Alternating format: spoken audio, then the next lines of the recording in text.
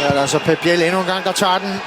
Det går godt den der. Der kommer ind over linjen der. 1-0. Kan Juste gå op sammen med Jonas Svind. Der tror jeg, den rammer ham. Rammer måske også Tjevchenko i ryggen. Stor forvirring selvfølgelig. Drejer kigger lige op, hvor er min makker. Han ligger derinde. Får den her. Andersson. Og straffespark. Det er der, ja. Det er dømt, og FCK'erne brokker sig. Men umiddelbart så sætter den altså.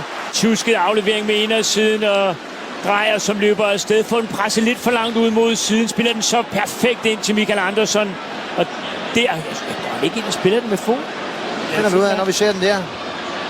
Nej, der er der straffespark der. Det er der. Ja.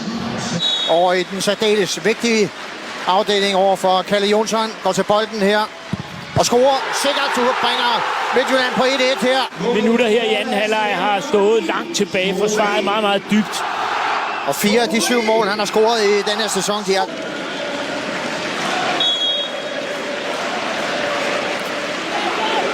Og her har en åbning til skuddet. Vidunderlig scoring! Fantastisk! Langt udefra. Hakker han den ind. Hvis det her er det, der gør dem til mestre, så er det et øjeblik, man aldrig bør glemme, for det er verdensklasse scoring, Per. Det er verdensklasse, det der. Fuldstændig vidunderligt mål. Og det er kampens bedste spil. 22-årige Anders Drejer. Kigger op, tager god tid, og så får han det her. Den drejer ud af bolden, rammer den perfekt.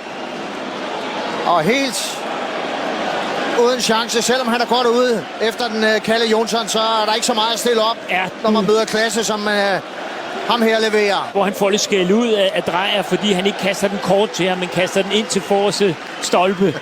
Der vil han have bolden. Så fik han den så den her gang.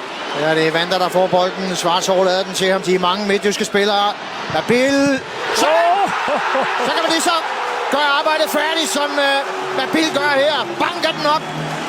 Underkanten overlægger han selvfølgelig en omstilling, som er... Der taber bolden. Der bliver spillet ret hurtigt i Vander. Der spiller den i dybden, der går forbi Victor. Altså, store udfordringer, og så holdet ikke...